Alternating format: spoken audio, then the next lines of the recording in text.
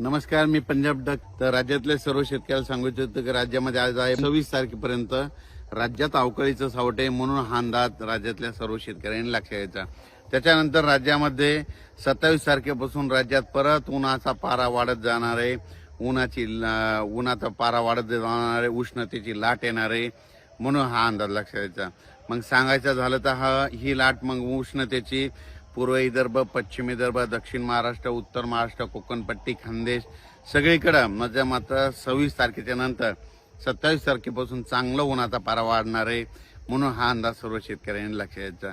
मग राज्यातल्या सर्व शेतकऱ्याला सांगू इच्छितो, मराठवाड्यातल्या देखील शेतकऱ्याला सांगू इच्छितो की मराठवाड्यामध्ये परभणी जिल्हा झालं, नांदेड जिल्हा झालं, लातूर जिल्हा झालं, बीड जिल्हा झालं, धाराशिव जिल्हा झालं, लातूर जिल्हा झालं, संभाजीनगर, जालना जिल्हा, हिंगोली जिल्हा, नांदेड जिल्हा.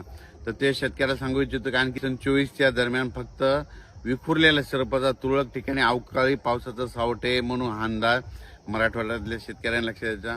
विदर्भात देखील आणखी 2-3 दिवस सगळीकडे नाही, पण अवकाळीचा वेग दररोज एक दिवस आड भाग बदलत अवकाळी मध्यरात्रीच्या येणार आहे, म्हणून हे देखील विदर्भातल्या सर्व शेतकऱ्यांनी अंदाज लक्षात घ्यायचा.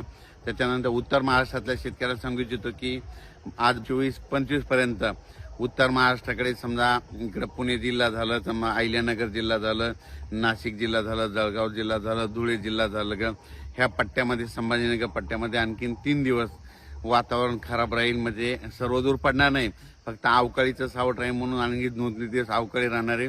पण 27 तारखेपासून पुन्हा परत तीव्र उष्णतेची लाट येणार आहे. काही ठिकाणी 44°, 42°, 40°, 38°पर्यंत 44, आणि काही ठिकाणी 45-46 देखील पारा 1 मेच्या दरम्यान जाणार आहे, म्हणून हे देखील लक्षात येतं. मेच्या पहिल्या आठवड्यात हवामान तीव्र उष्णतेची लाट राहणार आहे, म्हणून हे देखील अंदाज सर्व शेतकऱ्यांनी लक्षात द्यायचा. म्हणजे 1 मे पासून परत राज्यात चांगली उष्णता वाढणार आहे, म्हणून हे देखील सर्व शेतकऱ्यांनी लक्षात द्यायचं. आता 26 तारखेच्या नंतर देखील उष्णतेची लाट येणार आहे, म्हणून ज्यांची हळदी असेल, कांदे असेल तर तुम्ही काढू शकता, हळदी शिजवू शकता, वाळू घालू शकता, कारण की 26 तारखेपर्यंतच राज्यात अवकाळीचं सावट आहे. हे काही सर्वदूर नाही, विखुरलेल्या स्वरूपाचं आहे, 1 दिवस आड 2 दिवस आड येत राहणार आहे, म्हणून हा